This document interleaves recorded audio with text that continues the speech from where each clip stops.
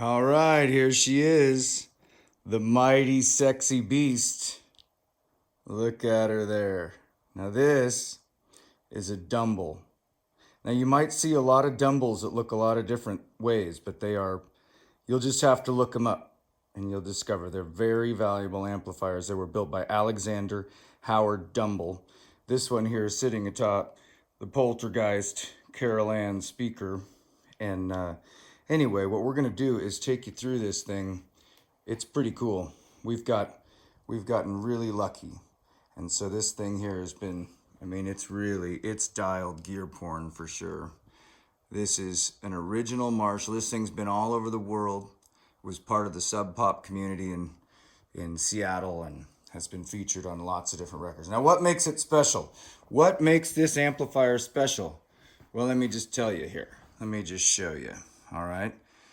See that little knob over there on the end? That little one? Sensitivity, it says on there.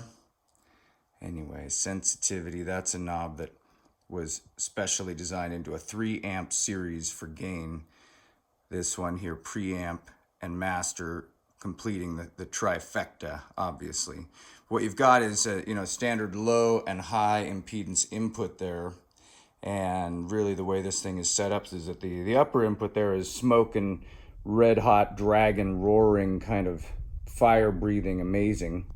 And the lower one is really kind of a nice, delicate, beautiful Texas flood. This amp was famous for being a part of the family of amps that Stevie Ray Vaughan and now John Mayer and a bunch of players have really just idolized for all the years. For years in LA, Howard Dumble was the guy to mod your amp. And so what he would do is he'd take a special approach, sometimes years, trying to figure this out. This amp was one of 10 amplifiers that was made specialty in a mode mainly for studios, but also they got used an awful lot live. They're very powerful amplifiers. And this one here was set up just to create that just amazing tone with a lot of firepower.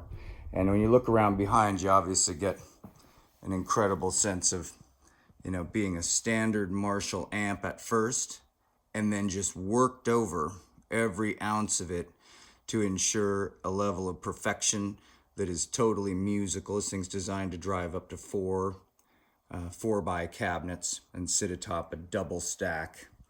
It's booked at 100 watts in the way that it was built. It ends up performing at a little better than that. But then what we've got here in this configuration for the 11 Love Dogs first debut album, 15 Seconds of Fame, is we're trying for a particular kind of vintage smoking hot. And so we have also employed the use of this thing here, which is just about the coolest thing I've ever seen. This thing, the Zamp, was designed by Zasha Booty, as you see there on the logo, Zasha Booty. Anyway, this thing is a modeled version, all analog, of a circuit that is not using any real modeling from the digital kind of realm, but it has been modeled after the finest tube amps in the world. And if you stair step from the amp that this one was based on, which was a 1959 Tweed amplifier from Fender, you'll see that this amp here was also descendant from just such an amplifier, since Marshall took a lot of their original amplifier designs and built them out in their own hot-rodded methodology. But a lot of people aren't needing to carry around this kind of power these days and are wanting to play directly into systems. And so what they've done here with the making of the Zamp is recreate the entire gain structure of an awesome amplifier package, which means you've got multiple stages going through transformation and then heading out. It's fun. I don't understand. It's magic, And so what's happened here is he's taken a modern analog circuit and he's built it to model each of the gain stages, so that this is really, it's kind of like a direct amp where you can plug this thing in and really get direct to the board the kind of tone that an amplifier like this, which can cost hundreds of thousands of dollars now in the vintage mode that they are in. You look it up. But anyway, what are you trying to achieve? That wonderful, warm, fire-breathing rock tone when you want it. And then that beautiful Texas flood, softer tone with the just right bite that makes your playing wonderful, right? So what we're being able to do here today for our record, just to be unique, was that we not only have the use of this fantastic amplifier for the package, but we have been blending that with various usages of this amp, basically becoming a double amp package, so that we can leave the main amp in a nice warm burning tone that we like it, either in the quiet or the loud setting, or the high or low setting or plug over there.